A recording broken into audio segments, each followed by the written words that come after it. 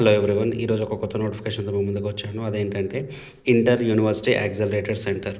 So ఇది న్యూఢిల్లీలో ఉందండి. దీంట్లో మనకి ఏమేమి వేకెన్సీస్ పడ్డాయంటే ఒకటి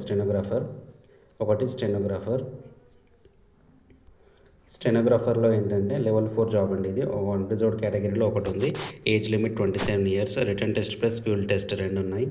దీనికి bachelor degree plus minimum speed of 80 words per minute in short hand, okay, and 40 words per minute in టైపింగ్లో 40 words per minute వచ్చి ఉండాలి, అండ్ షార్ట్ హ్యాండ్లో 80 words per minute రావాలి అన్నమాట స్పీడ్. తర్వాత వచ్చేసి మల్టీ టాస్కింగ్. సో ఈ మల్టీ టాస్కింగ్ ఏంటంటే minimum 10th class, eligibility is 10th class plus 25, దీనికి 25 years age limit, return test, computer based skill test ఇది ఉంటాయి. సో ఇది ఎంటీఎస్ వచ్చేసి మనకి గ్రూప్ సిలో లెవెల్ 1 జాబ్. సో దీంట్లో 2 వేకెన్సీస్ ఉన్నాయి. ఒకటి అన్రిజర్వ్డ్ కేటగిరీలో ఒకటి ఉంది, ఎస్సీకి ఒకటి ఉంది అనమాట. సో టోటల్ 2 వేకెన్సీస్ ఉన్నాయి. సో జనరల్గా మనకి సెంట్రల్ గవర్నమెంట్కి ఏంటంటే ఎస్సీ ఎస్టీ వాళ్ళకి 5 years, ఓబీసీ వాళ్ళకి 3 years ఏజ్ రిలాక్సేషన్ ఉంటుంది, ప్లస్ ఎక్స్ సర్వీస్ మ్యాన్ వాళ్ళకి, ప్లస్ విడోస్కి అట్లా చాలా ఉంటాయండి. అవన్నీ చూసుకోవచ్చు.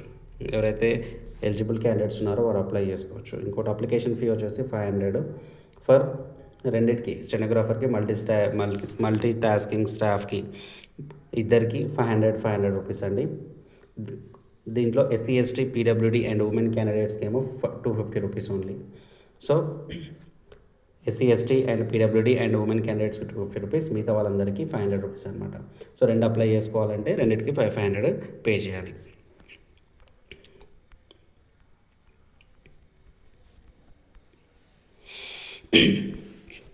సో ఇది ఎలా అప్లై చేసుకోవాలి అంటే మనకి www.iuac.res.in/vacancies. సో ఈ వెబ్సైట్కి వెళ్ళి అప్లై చేసుకోవాలండి. లాస్ట్ డేట్ వచ్చేసి 4th November 2025. సో 4th Novemberకి లాస్ట్ డేట్ ఉంది. ఎవరైనా ఎలిజిబుల్ క్యాండిడేట్స్ ఉంటే అప్లై చేసుకోవచ్చు. దీనికి ఎలాంటి ఎక్స్పీరియన్స్ అవసరం లేదు కాబట్టి ఎవరైనా ఎలిజిబుల్ క్యాండిడేట్స్ ఉంటే అప్లై చేసుకోండి. సో దీనికి ఎగ్జామినేషన్కి ఏమేమి ఉంటాయి? సో ఎగ్జామినేషన్కి ఫర్ ఎంటీఎస్ మల్టీ టాస్కింగ్ ఏంటంటే మనకు general intelligence 25 marks, general awareness 25 marks, quantitative aptitude 25 marks, general English language 25 marks. So total 2 hours duration, minimum 40% marks రావాలి. అలాగే పార్ట్ 2 వచ్చేసి పార్ట్ 1కి ఏమో ఈ సిలబస్, పార్ట్ 2కి వచ్చేసి స్కిల్ టెస్ట్లో ఏంటంటే knowledge of computer operations, computers వచ్చి ఉండాలి. దాంట్లో ఎంఎస్ ఆఫీస్ దాని బేస్డ్ ఎగ్జామ్ పెడతారనమాట. సో మినిమం ఇదేంటంటే నెక్స్ట్ స్కిల్ టెస్ట్ అండి. ఈ స్కిల్ టెస్ట్లో వచ్చేసి కంప్యూటర్ ఆపరేషన్స్ పైన, లైక్ ఎంఎస్ ఆఫీస్, వర్డ్ ఇలాంటి వాటిపైన ఇస్తారండి.